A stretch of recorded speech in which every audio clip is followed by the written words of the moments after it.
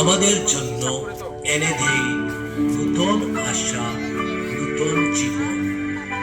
আমরা সেই 2000 বছর আগে ঘটে যাওয়া ঘটনাকে শুধু স্মরণ করি তা নয়, বরং আজ থেকে অঙ্গীকারবদ্ধ হওয়ার দিন যারা এখনো যিশুর আশ্রয়ে আসেনি, আজই শুরু করা উচিত এই ক্রুশ পথে যিশুর সহযাত্রী হওয়া। বাস্তবে যিশুর ক্রুশের ঐতিহাসিক দেহ নয়, তার আধ্যাত্মিক দেহের অঙ্গ প্রত্যঙ্গ আমার মধ্যে দিয়ে তার ক্রুশ বহন করে নিয়ে চলছে।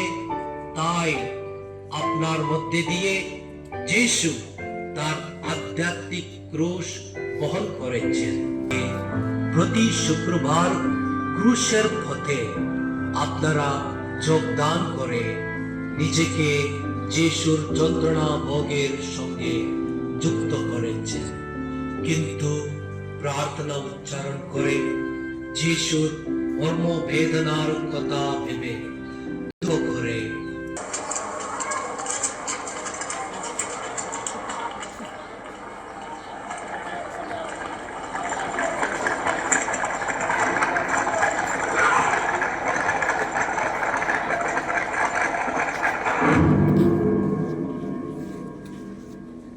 এই লোকটির বিরুদ্ধে আপনাদের কি অভিযোগ? ও অন্যায় না করলে ওকে আপনার হাতে তুলে দিতাম না। তাহলে আপনারাই বরং ওকে নিয়ে যান আর আপনাদের বিধান মতে ওর বিচার করুন। কিন্তু কারো প্রাণ নেবার অধিকার তো আমাদের নেই। এই, তুই কি ইহুদিদের রাজা? এই কথা আপনি কি নিজে থেকেই বলেছেন, না অন্যরা আমার বিষয়ে আপনাকে বলেছে? আমি কি ইহুদি? তোমার নিজের জাতির লোকেরা আর প্রধান যাজকেরাই তো তোমাকে আমার হাতে তুলে দিয়েছে। তুমি কি করেছ? আমার রাজ্য তো এই জগতের নয়। আমার রাজ্য যদি এই জগতের হতো, তাহলে ইহুদিদের নেতাদের হাতে যাতে তুলে দেওয়া না হয়, তার জন্য আমার লোকজনেরা নিশ্চয়ই লড়াই করবে। কিন্তু না, আমার রাজ্য এখানকার রাজ্য নয়। তাহলে তুমি রাজা? আপনি নিজেই তো বলেছেন আমি রাজা। সত্যের সপক্ষে যেন সাক্ষী দিতে পারি, এর জন্যই আমি জন্মেছি, এর জন্যই জগতে এসেছি। সত্যের মানুষ যারা, তারা প্রত্যেকেই আমার কথা শুনে। আমি তো ওর দণ্ডনীয় কোনো অপরাধ খুঁজে পাচ্ছি না। শুনো, তোমাদের এখানকার একটি প্রথা অনুযায়ী আমি তো নিস্তার পর্বের সময়ে তোমাদের ইচ্ছা মতো একজন বন্দীকে মুক্তি দিয়ে থাকি। তবে তোমরা কি চাও যে আমি ইহুদিদের রাজাকে মুক্ত করে দেই? না, ওকে নয়, রাজকে। দেখো, আমি এবার ওকে তোমাদের কাছে বের করে আনছি। আমি যে ওর দণ্ডনীয় কোনো অপরাধ খুঁজে পাচ্ছি না, সে কথা এখন তোমাদের বোঝা দরকার। এই যে সেই লোকটি, ওকে ক্রুশে দাও, ক্রুশে দাও, ওকে ক্রুশে দাও। তোমরা নিজেরাই ওকে নিয়ে যাও আর ক্রুশে দাও। আমি তো ওর দণ্ডনীয় কোনো অপরাধ খুঁজে পাচ্ছি না। আমাদের একটি বিধান আছে, আর সেই বিধান অনুসারে ওর মৃত্যু হওয়াই উচিত। কেননা ও নিজেকে ঈশ্বরের পুত্র বলে দাবি করেছে। তুমি কোথা থেকে এসেছ? কি আমার সাথে কথা বলবে না? তুমি কি জানো না তোমাকে মুক্তি দেবার অধিকার আমার আছে, আবার তোমাকে ক্রুশে দেবার অধিকারও আমার আছে। আমার উপর তোমার কোনো অধিকারই থাকতো না। ঊর্ধ্বলোকে থেকে যদি না আপনাকে তা দেওয়া হতো, তাই আমাকে যে আপনার হাতে তুলে দিয়েছে সেই বরং আরো বড় অপরাধী। ওকে যদি আপনি মুক্ত করে দেন, তাহলে আপনি কিন্তু সিজারের বন্ধু নন। যে কেউ নিজেকে রাজা বলে দাবি করে, সে তো সিজারের বিরোধিতা করে। ওকে ক্রুশে দাও, ক্রুশে দাও, ওকে ক্রুশে দাও। আমি কি তোমাদের রাজাকে ক্রুশে দেব? সিজার ছাড়া আমাদের কোনো রাজাই নেই। আপনারাই ওকে ক্রুশে দিতে চাইছেন, আমি নয়। এটা মনে রাখবেন, এই লোকের রক্তের জন্য আমি কিন্তু নির্দোষ।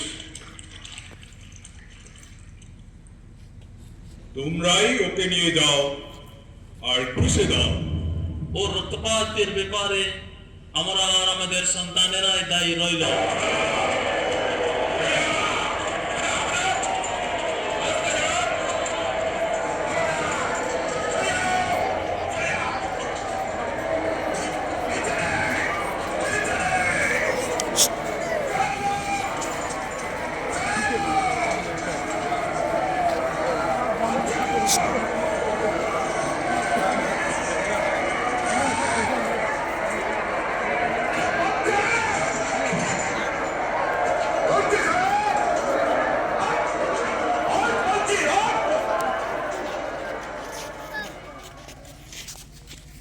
সৈনিকেরা বন্দী করে নিয়ে আনলেন এবং পিলাত রাজার সম্মুখে যিশুকে নানাভাবে দোষারোপ দিয়ে অভিযুক্ত করতে লাগলেন।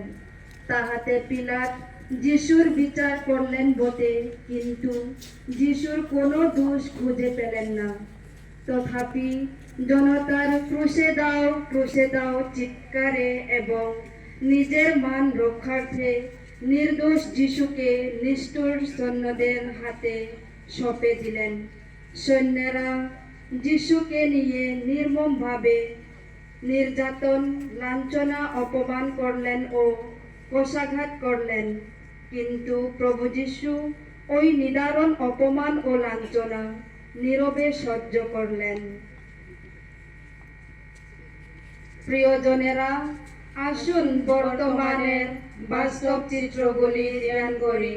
পৃথিবীর বিভিন্ন জায়গায়, বিভিন্ন দেশে, গ্রামগঞ্জে কত সরল নিরীহ মানুষ ক্ষমতা সম্পন্ন ব্যক্তিদের দ্বারা নির্যাতিত, লাঞ্ছিত ও অপমানিত হচ্ছে। সমাজ ব্যবস্থা ও প্রশাসন দ্বারা বিনা দোষে দণ্ডিত হচ্ছে। আসুন ওই সব মানুষের জন্য প্রার্থনা করি, তারা যেন যিশুর দেখানো আদর্শ পথ অনুসরণ করে সৎ সাহসের সঙ্গে অন্যায়, অপরাধ, নির্যাতন সহ্য করে নেওয়ার শক্তি পায়। আর অপরাধী যারা, তারা যেন তাদের অপরাধ ত্যাগ করে সৎ পথে চলে আসেন। আসুন এই উদ্দেশ্যে প্রার্থনা নিবেদন করি। হে আমাদের স্বর্গস্থ পিতা, তোমার নাম পূজিত হোক, তোমার রাজ্য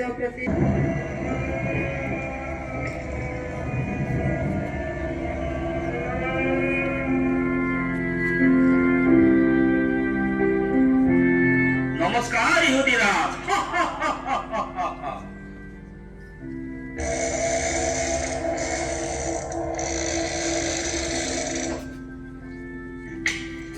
বলো তো দেখি, তোকে কে মেরেছে?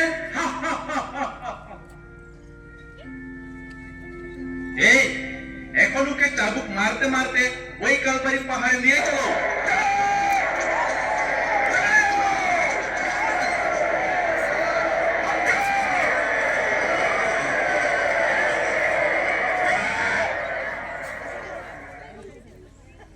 আমার পাপের বোঝা যিশুর ক্রুশকে আরো ভারী করেছে।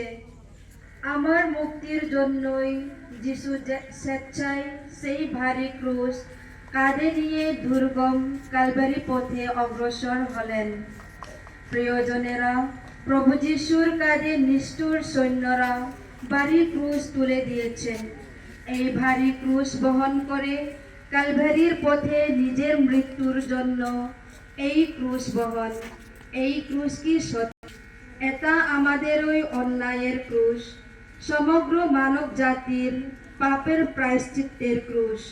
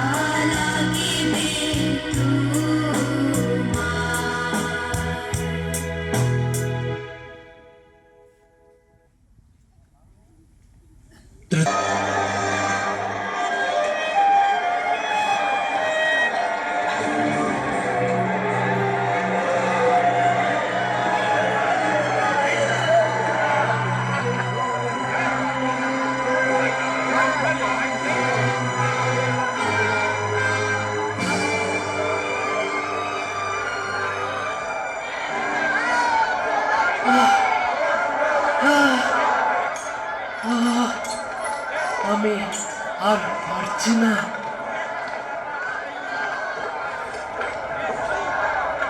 এই উঠো, তুমি নাকি ঈশ্বরের পুত্র? তাহলে কেন দুর্বল হয়ে পড়েছ? উঠো।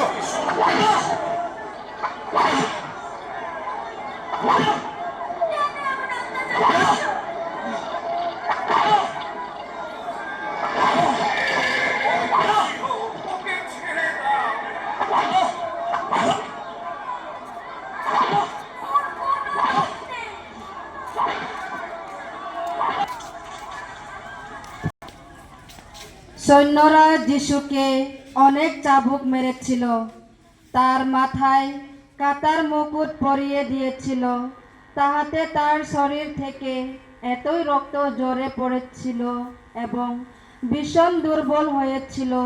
তাই এই ভারী ক্রুশ নিয়ে প্রভু মাটিতে পড়ে গেলেন। আসুন প্রিয়জনেরা, আমরা সেই দিনের কথা স্মরণ করি। সেই দিন দীক্ষা স্নানের দিন আমরা ঘোষণা করেছিলাম,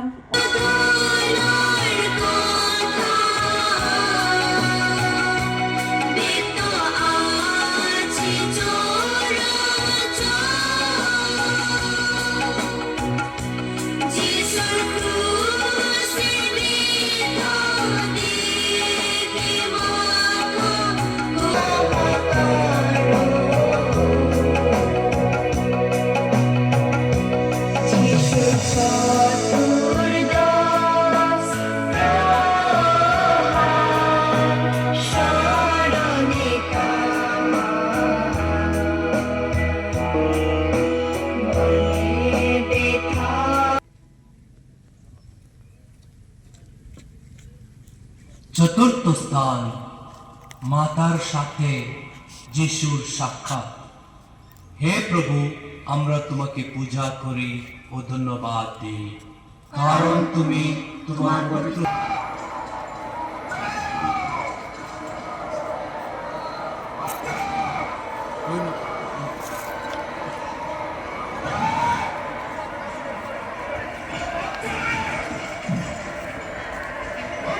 পুত্র, একে তোমার দোষ, একে তোমার দোষ। এই চলো, তাড়াতাড়ি চলো।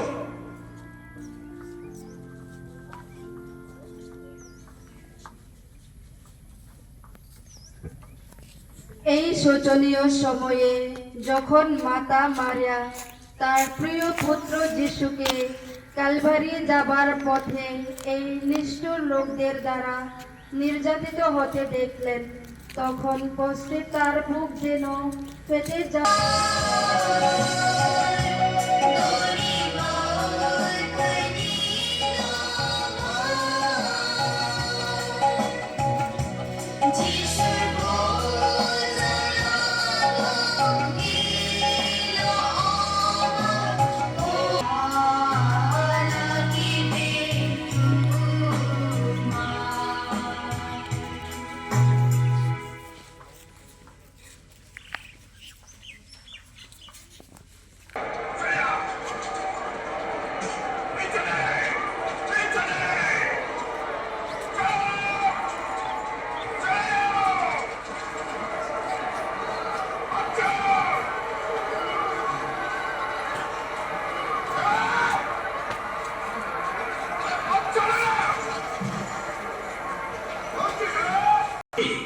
আমার নাম শিরিনে শিমন।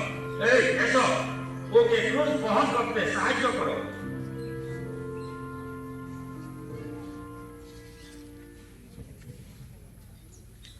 যিশুর শত্রুরা ভয় পেল যে কালভেরিতে পৌঁছার আগেই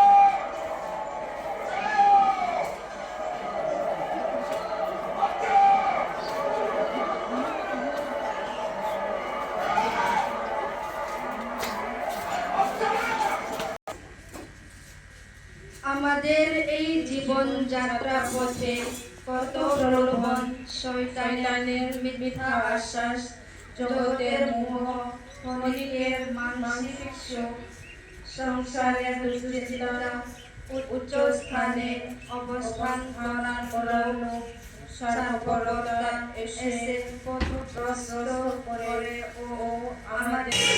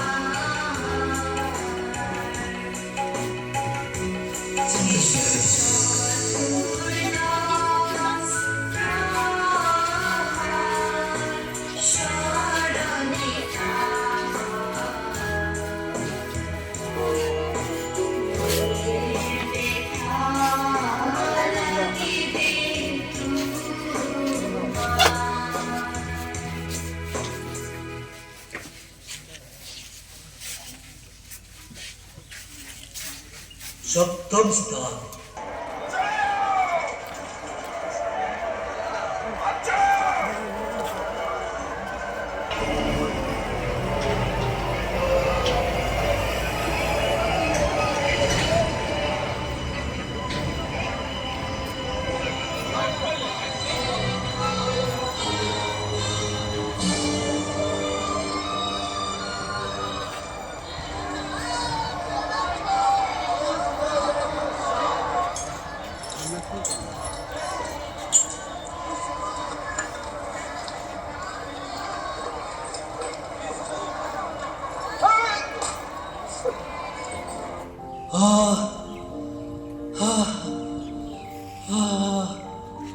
আমি আর পারছি না।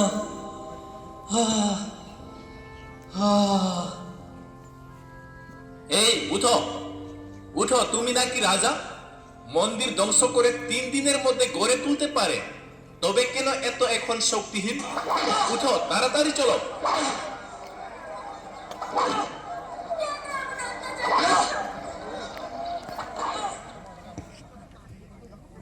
ভারী ক্রুশ বহন করতে অক্ষম হয়ে শক্তিহীন যিশু পুনরায় মাটিতে পড়ে গেলেন।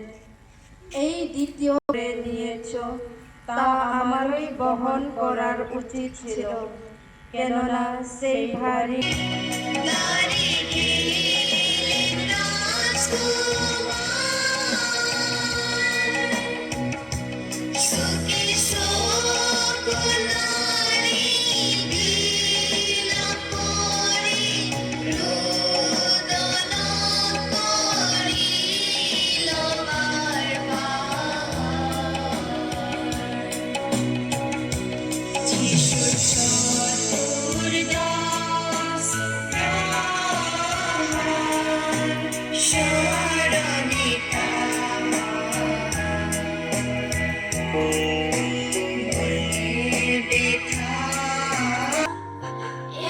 তোমার দোষ।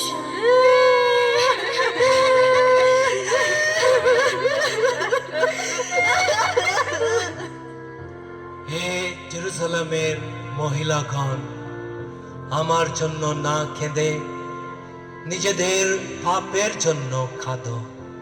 এই চলো, তাড়াতাড়ি চলো।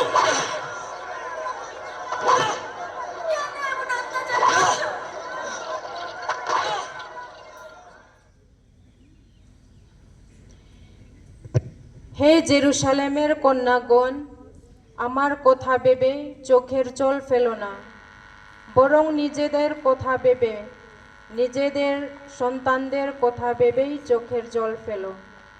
জেরুসালেমের নারীগণ, যিশুর প্রতি অসহনীয়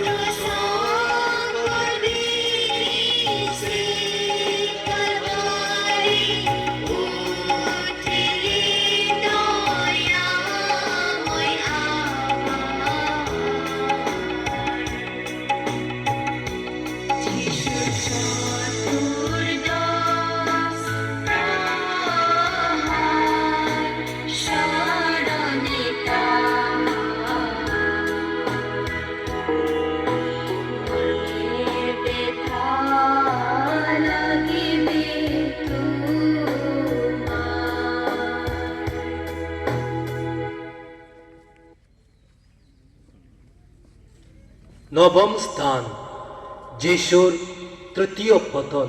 হে প্রভু, আমরা তোমাকে পূজা করি ও ধন্যবাদ দিই।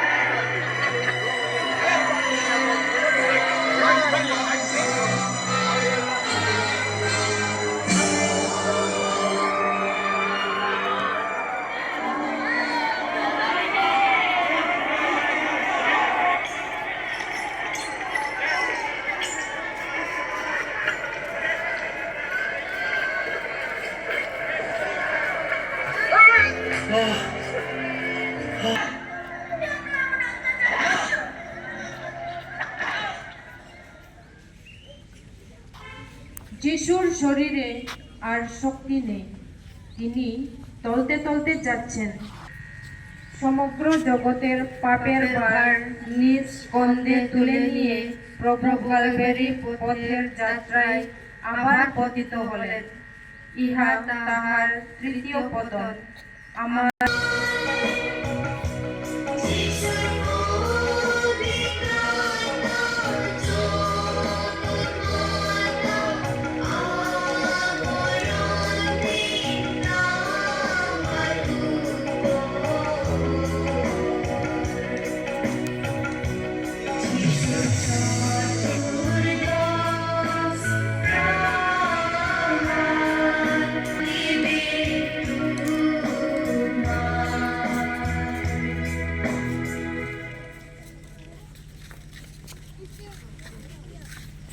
দশম স্থান, যিশুর দেহ থেকে পোশাক খুলে নেওয়া হলো। হে প্রভু, আমরা তোমাকে পূজা করি ও ধন্যবাদ দিই, কারণ তুমি তোমার পবিত্র ক্রুশ দ্বারা জগতের পরিত্রাণ সাধন করেছেন।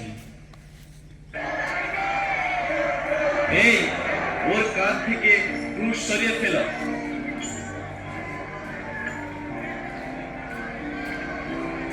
এখন ওর দেহ থেকে জামা কাপড় খুলে ফেলো।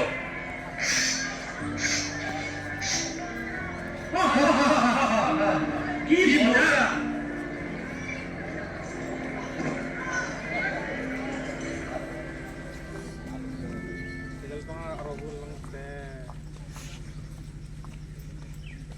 সৈন্যেরা যিশুর ক্ষত বিক্ষত দেহ দেখে পোশাকটি বলপূর্বক খুলে নিল এবং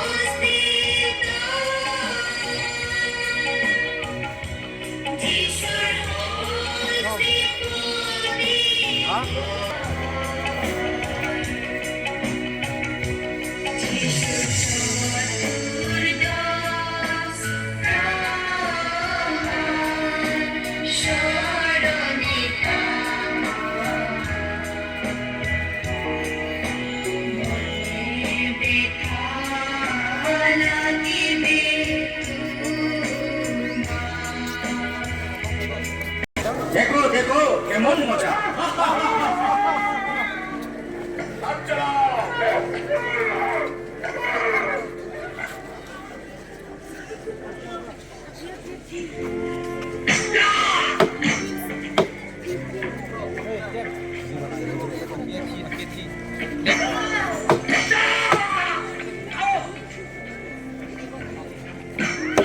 সৈন্যেরা যিশুর ভগ্ন ও রক্তাক্ত দেহটি ক্রুশে শায়িত করে লোহার কাঁটা দিয়ে তার পবিত্র হাত পা বিদ্ধ করল।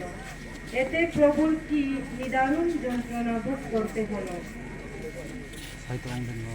হে প্রভু যিশু, তোমার হাতে পায়ে না হয় এবং তোমার শান্তি, প্রেম ও ভালোবাসা যেন আমাদিগতে বিরাজে। আসুন এই উদ্দেশ্যে প্রার্থনা নিবেদন করি। হে আমাদের স্বর্গস্থ পিতা, তোমার নাম পূজিত হোক। ইহুদিদের রাজা, ইহুদিদের রাজা, ইহুদিদের রাজা, ইহুদিদের রাজা।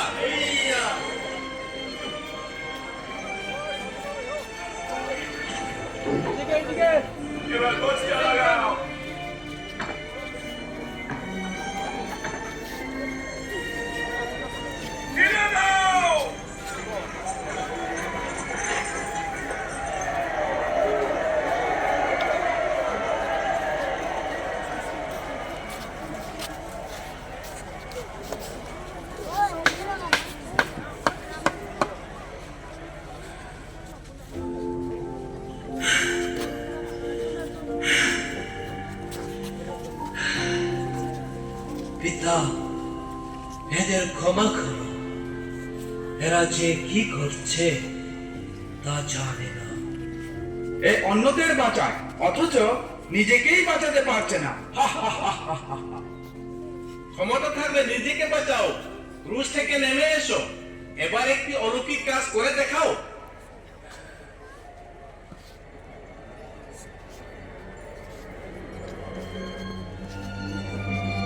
তুই যদি সত্যি ঈশ্বরের পুত্র হোস তাহলে ক্রুশ থেকে নেমে আয়। এইটি কোনো সাধারণ পোশাক নয়, মনে রেখো কিন্তু আগে পরে এই এটা আমি পেয়েছি। মা, ওই দেখো তোমার ছেলে, ওই দেখো তোমার মা।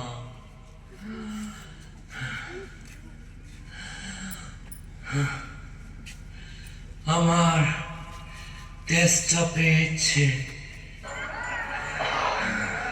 ও, ওর নাকি তেষ্টা পেয়েছে। নে, জল খেয়ে তেষ্টা মেটাও।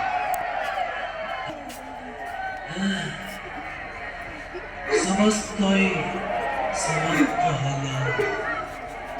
হে পিতা, তোমার হাতে আমার প্রাণ সঁপে গেল।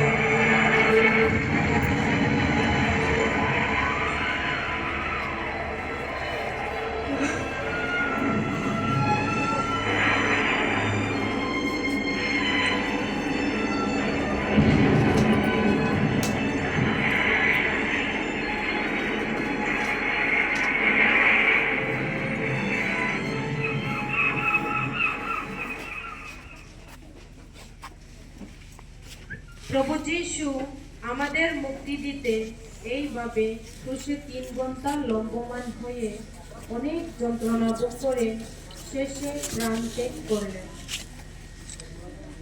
আমাদিগকে চিরোত্তরের মৃত্যু হাত আমাদেরকে আলিঙ্গন করার জন্য 2 হাত প্রসারিত করেছে। ঠিক সেই সময় সূর্য হঠাৎ মিলিয়ে গিয়ে সমস্ত পৃথিবী অন্ধকার ছেয়ে গেল। বেলা 3 ঘটিকা পর্যন্ত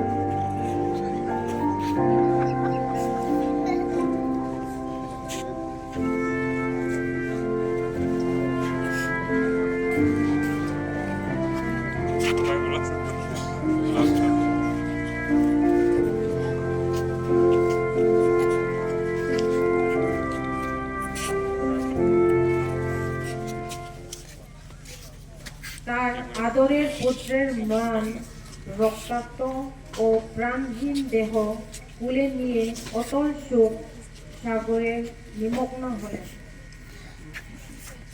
হে দয়াময়ী মাতা মারিয়া, আমার পাপের জন্যই তোমার প্রিয়ের নতুন বেদনার কারণ না হয় মা আশীর্বাদ করতে পারে।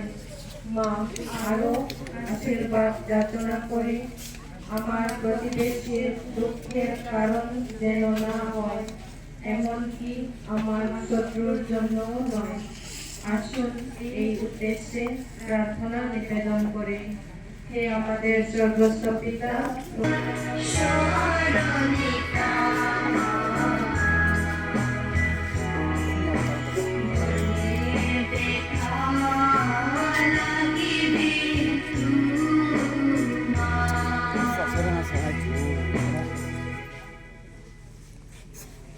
চতুর্দশ স্থান যিশুর সমাধি।